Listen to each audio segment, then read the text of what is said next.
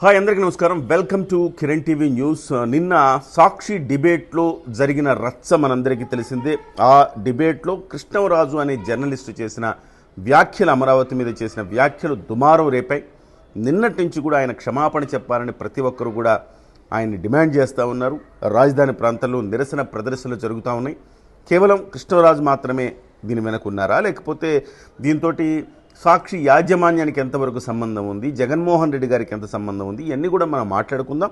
అయితే వాస్తవానికి కృష్ణరాజు ఏం మాట్లాడాడు, అసలు ఇంత దుమారం రేగటానికి రీజన్ ఏంటి, ఆయన చెప్పిన వివరణ కూడా ఉంది, దాన్ని కూడా మనం చర్చించుకుందాం. అసలు కృష్ణరాజు ఏమన్నారనేది రెండు ముక్కలు మనం విందాం.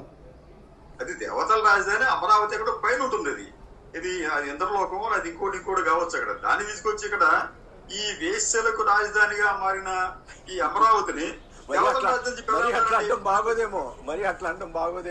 చూడండి, ఆయనకు వేశ్యలకు రాజధాని అని దానికి ముద్రేశాడు. అమరావతికి వేశ్యల రాజధాని అని చెప్పాడు. చెబితే వెంటనే కొమ్మినేని శ్రీనివాసరావు అంటారు, కామెడీగా నవ్వుతా, అలా అంటే అందరూ ఫీల్ అవుతారేమో, మన మీద ఏడుస్తారేమో, మనకేదో అక్కసుంది అనుకుంటారేమో అన్న మాటలు మాట్లాడుతున్నారు. ఆయన కూడా ఏకీభవిస్తూనే ఈ రకమైన మాటలు మాట్లాడుతున్నారు. ఆంధ్రప్రదేశ్ అనేది ఈ రోజున ఈ సెక్స్ వర్కర్లకు అగ్రస్థానంలో ఉంది. కానీ ఆ ఎక్కువ మంది సెక్స్ వర్కర్లు ఎక్కడున్నారంటే అమరావతి చుట్టుపక్కల ప్రాంతాల్లో ఉన్నారు. ఆ వార్త నేను కూడా చూశాను. టైమ్స్ ఆఫ్ ఇండియాలోనూ దేంట్లో హిందూలోనూ వచ్చింది, కరెక్టే. కానీ బట్ మనం పద్దాకి రెఫర్ చేస్తే అదేదో అసూయను ఇంకోటను కృష్ణరాజు గారికి ఇట్లా అని అట్లా అని వాళ్ళు సోషల్ మీడియాలో మీ మీద నీచంగా ప్రచారం చేసే అవకాశం ఉంటుంది. ఇది సో ఆయన చెప్పింది ఏంటంటే, ఓవరాల్గా కంటెంట్ ఏంటంటే, అమరావతి అనేది వేశ్యల రాజధాని, అక్కడ వేశ్యా వాటికలు ఎక్కువ ఉన్నాయి అనేది నివేదిక ప్రకారం చెబుతున్నాను. వాస్తవాలు ప్రజలకు తెలియచేయాలి కాబట్టి చెబుతున్నాను నేను అంటున్నారు.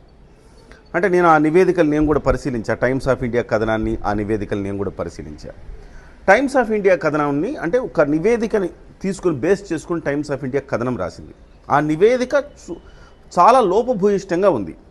ఆ నివేదికలో ఒక ప్రాంతంలో 1000 మంది నివసిస్తుంటే అందులో 10 మంది దొంగలు ఉన్నారనుకుందాం. మరొక ప్రాంతంలో 1,00,000 మంది నివసిస్తుంటే అందులో 20 మంది దొంగలు ఉన్నారనుకుందాం. ఉదాహరణకు నేను చెప్తున్నా.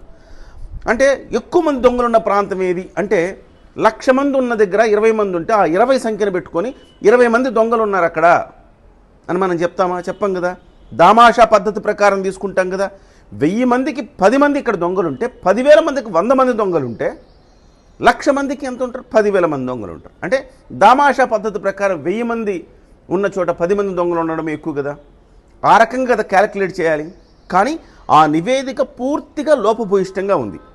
ఆ నివేదికలో వాస్తవానికి కృష్ణా జిల్లాలో పాపులేషన్ డెన్సిటీ ఎక్కువ, తక్కువ ప్రాంతాల్లో ఎక్కువ మంది నివసిస్తూ ఉంటారు. అది మనం కృష్ణా జిల్లా నుంచి మనం తీసుకుంటే గోదావరి జిల్లాల వరకు వెళుతుంటే పక్కపక్కనే ఉంటాయి గ్రామాలు. మీరు రాయలసీమకి వెళ్ళండి, రాయలసీమలో దూరంగా ఉంటాయి గ్రామాలు. సో ఈ రకంగా మనం అంటే ఒకచోట, అదేవిధంగా పక్క రాష్ట్రాలు కూడా కంపారిజన్ చేస్తే మొత్తం రాష్ట్రాలు దేశాలు కంపారిజన్ చేస్తూ ఒక స్టేట్మెంట్ వచ్చిందనమాట. అసలు బీహార్ లాంటి చోట్ల అట్లా సర్వే చేయగలుగుతారా? అసలు వేశ్యా వాటికలు ఉన్న చోటకి వెళ్ళగలుగుతారా? ముంబై లాంటి చోట్ల ఏంటి?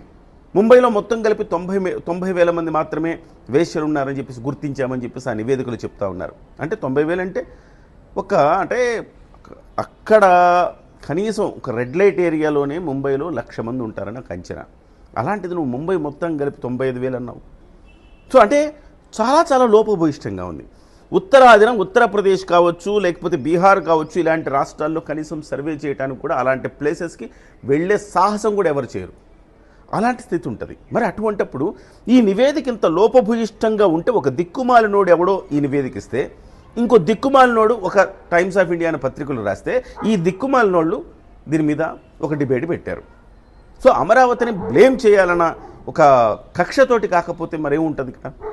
ముఖ్యంగా కృష్ణరాజు అనే జర్నలిస్ట్ నాకు గతంలో కూడా పరిచయమే. గతంలో నేను విజయవాడలో ఉన్నప్పుడు 2014 నుంచి 2020 మధ్యకాలంలో కృష్ణరాజు నాకు పరిచయం.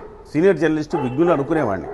కానీ ఆయన క్రమక్రమంగా మొదట్లో బాగానే ఉన్నాడు, క్రమక్రమంగా జగన్మోహినిలాగా మారిపోయాడు. ఆయన ఏదో చంద్రముఖిలాగా మారిపోతున్నారు, అట్లా జగన్మోహినిలాగా ఆయన మారిపోయాడు. గత కొంతకాలం నుంచి, కొన్ని సంవత్సరాల నుంచి జగన్మోహన్ రెడ్డి తోటి సాన్నిహిత్య సంబంధాలు నెరుపుతూ ఉన్నాడు. సో అమరావతిని భ్రష్టు పట్టించాలి, అమరావతిని డీఫేమ్ చేయాలనే లక్ష్యం.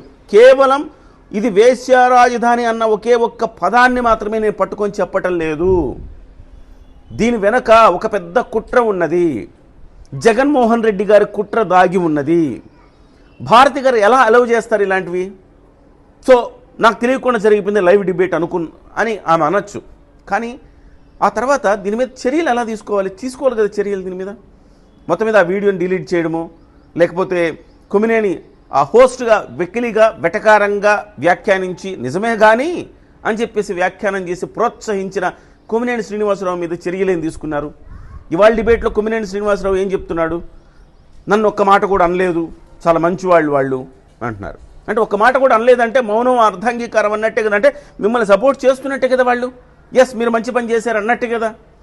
జగన్మోహన్ రెడ్డి గారు మొదటి నుంచి కూడా అమరావతిని నాశనం చేయటానికి కంకణం కట్టుకున్నాడు. ఆ కంకణం కట్టుకున్నందులో భాగంగానే అమరావతి ఆయన అధికారంలోకి రాగానే 3 రాజధానుల కాన్సెప్ట్ తీసుకొచ్చాడు తెర మీదకి. ఆ 3 రాజధానులు ఒక్కటే కట్టలేదు, 3 ఎలా కడతారు అంటే కూడా దానికి సమాధానం లేదు.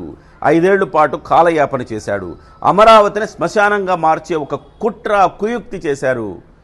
అయినప్పటికీ మళ్ళీ ప్రజలు నిలబడి కలబడి గెలిపించుకున్నారు. మళ్ళీ తెలుగుదేశం పార్టీ కూటమి ప్రభుత్వాన్ని తెచ్చుకున్నారు. సో ఇవాళ మళ్ళీ జగన్మోహన్ రెడ్డి ఏం చేస్తున్నాడు? ఇది వేశ్యల రాజధాని అంటే ఏం చెప్పాలనుకున్నారు? ఇక్కడికి కంపెనీలు రాకూడదు, దీన్ని ఒక బ్యాడ్ ప్రాపగాండా చేసే ఒక ప్రయత్నం, ఒక కుట్ర దీని వెనక దాగుంది. దీన్ని కేవలం కృష్ణరాజును మాత్రమే బాధ్యుని చేస్తే అసలు నిందితులు తప్పించుకునే ప్రమాదం ఉంది. కాబట్టి కృష్ణరాజుతో పాటుగా కొమ్మినేని శ్రీనివాసరావు, ఆ ఛానల్ నిర్వహిస్తున్న భారతి గారు, ఆ తర్వాత జగన్మోహన్ రెడ్డి గారు అందరి మీద కేసులు నమోదు చేయాలి, ఖచ్చితంగా అరెస్టు చేయాలి. మరొకరు ఇలాంటి ఒక దుష్ప్రచారం చేసే సాహసం చేయకుండా చేయాల్సిన అవసరం ఉంది. మళ్ళీ ఆయన వివరణ ఇస్తూ మరొక మాట ఏమన్నారంటే, నేను అమరావతిలో వేశ్యా రాజధాని అనలేదు, నేను చుట్టుపక్కల వేశ్యావాటికలు ఉన్నాయని చెప్పి మాత్రమే నేను అన్నాడు. కానీ స్పష్టంగా విన్నాం కదా, అమరావతి అనేది దేవతల రాజధాని కాదు, అది వేశ్యల రాజధాని అన్నాడు. సో ఓవరాల్గా ఒక మతాల మధ్య చిచ్చు పెట్టే ప్రయత్నం కూడా చేశాడు ఆయన. సో ఇది హిందూ దేవతలను అవమానించినట్టు, వేశ్యల రాజధాని దేవతల రాజధాని అని అంటే హిందూ దేవతలను అవమానించినట్టు కదా ఇది అని చెప్పేసి ఆయన వ్యాఖ్యానం చేశారు. ఖచ్చితంగా పశ్చాత్తాపానికి మించిన ప్రాయశ్చిత్తం లేదంటారు. కనీసం వీళ్ళందరిలో ఎవరిలో కూడా పశ్చాత్తాపం కూడా లేదు.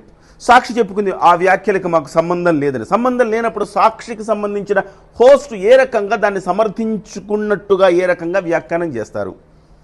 మరి కొమ్మినేని కూడా మాకు సంబంధం లేదని అంటారా? దీని మీద ఖచ్చితంగా వివరణ ఇవ్వాల్సిన అవసరం ఉంది. ఇది ఇక్కడతో ఆగే అవకాశమే లేదు. డెఫినెట్గా ఇది చాలా పెద్ద ఎత్తున వెళ్ళే అవకాశం ఉంది.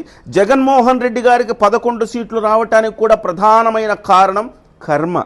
అమరావతిని ఏ రకంగా అయితే నాశనం చేయడానికి ప్రయత్నం చేసి కొన్ని వేలు లక్షల మంది జీవితాలను ఆయన ఆడుకున్నాడు. చాలామంది పెట్టుబడులు పెట్టారండి. నేను చాలా సందర్భాలు చెప్తూ ఉంటా, హైదరాబాద్లో ఉండి ఎంతో కొంత సంపాదించుకొని అక్కడి నుంచి అమరావతిలో పెట్టుబడి పెట్టుకుందాం, హైదరాబాద్ లాగా అమరావతి కూడా ఎదుగుతుంది కదా అన్న ఉద్దేశంతో పెట్టుబడి పెట్టుకున్న వాళ్ళంతా సర్వనాశనం అయిపోయారు. సర్వనాశనం. అనేక మంది ఆత్మహత్యలు చేసుకున్నారు. ఆ ఘోష అంతా ఉట్టినే పోదండి. కలికాలం ఖచ్చితంగా కర్మ రిటర్న్స్. డెఫినెట్గా ఆ ఘోష తగిలే జగన్మోహన్ రెడ్డి గారు 11 సీట్లకు పరిమితమయ్యారు. ఇవాళ మళ్ళీ జగన్మోహన్ రెడ్డి గారు అదే పంధాలో వెళుతూ ఉన్నారు. ఖచ్చితంగా దీన్ని ప్రభుత్వం సీరియస్గా తీసుకోవాల్సిన అవసరం ఉంది. ఎందుకంటే అమరావతి రైతులు తమ భూములను త్యాగం చేసి 33,000 ఎకరాలు ఇచ్చారు. ఇంకా నెక్స్ట్ మళ్ళీ భూములు ఇవ్వాలి అంటున్నారు. ఇలాంటప్పుడు పెద్ద పెద్ద కంపెనీలు రావాలంటున్నారు.